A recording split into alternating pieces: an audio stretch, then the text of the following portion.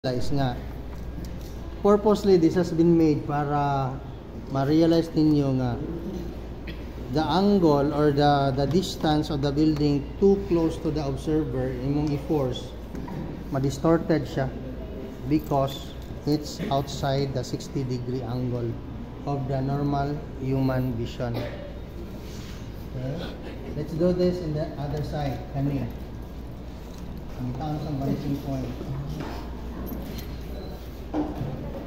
Okay. Ambot ng uban diya ay tanang mubo kayo at tanang kuan ba? Retention of patience. Nangatras na. Nag-RK bitaw mo. So, the same process, extend this upward until mag-meet siya dito.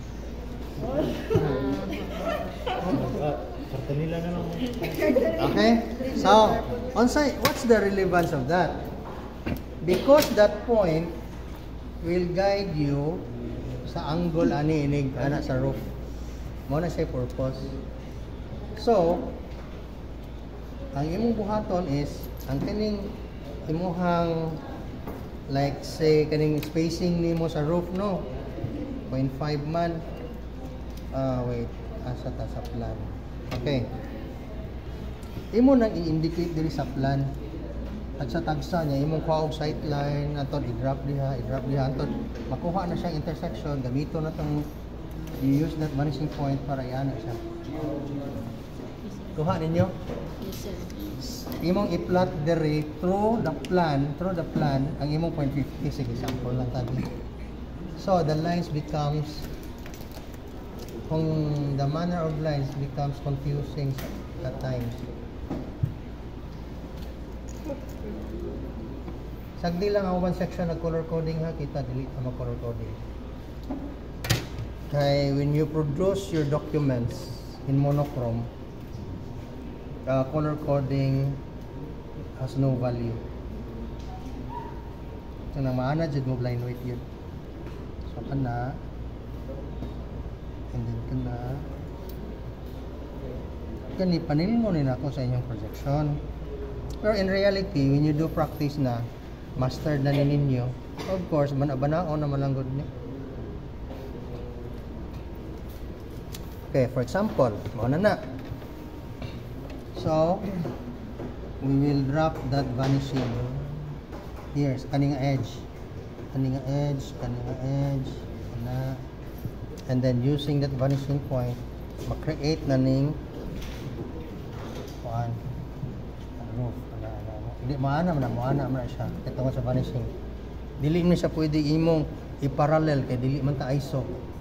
So, kung ang inyong way of doing, for example, to get away with it, for example, ana ka gamit ra kag 60 degrees. That's wrong. It has to be from the vanishing point. The same here. Dili ka pwede mag-parallel kay naman gid siya vanishing point. So, the principle of perspective is convergence. So, naay baga, ako lang i-outline ang main figure. Wamad ako 0.8 from the plan. From this. This is now 0.50 roof groove at all sides. So, imo nang i-construct niya, imo nang kuanon. Nya duha ra man ka plane na nakita diri kanira man og kani. So, kanara diri. Okay? So, in-execute ninyo in actual, pwede ninyo ipababaw kay aware naman mo nga ang tower ko to diha. So, inyong anak gamay. So, ako i-draw ang kuan outline sa figure.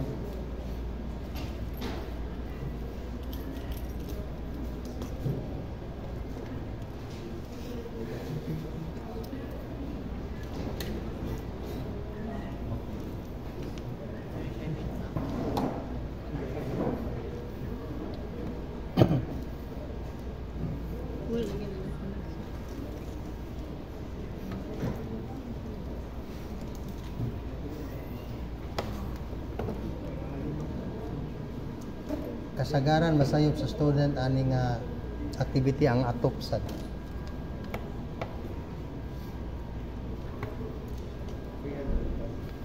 Balik na tas freehan ha.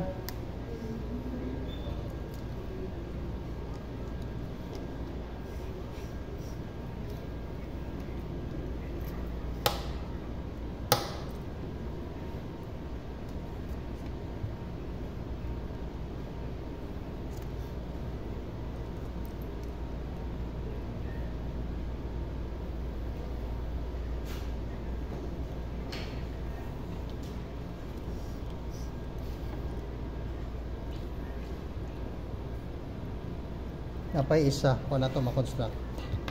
Kani di ay. So, atong i-construct kadali. So, from ML dara.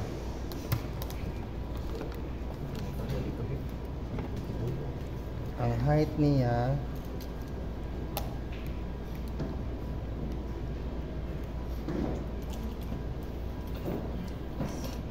dara. Ano yun?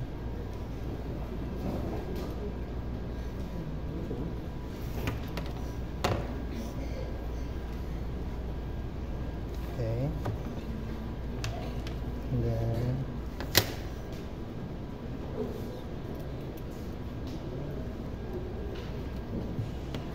okay.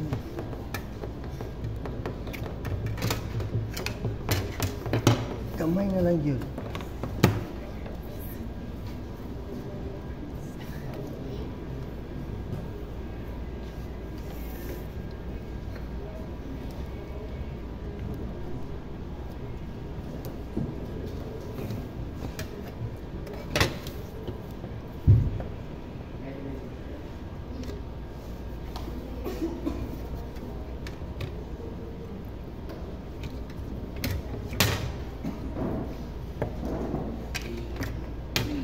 Mga kuan siguro ni ka ice coffee inyong mahurot kung nyo dyan yung kinodon. Mga pila ka. Grabiha mo coffee. Coffee is like it. So this is now the last figure, but of course this is short because I started wrong. Okay, para ma-aware mo anak. Okay. Kamay na lang. Huwag.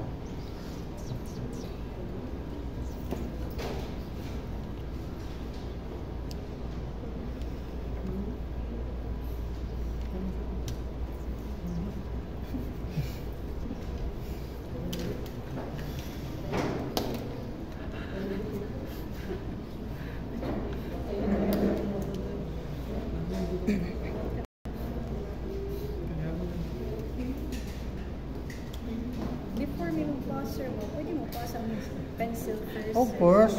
Man dyan na. Wala nagbuhat ninyo good. Kana mo patanaw mo pencil works ba? So mo na ang object. Wait. Ito pa.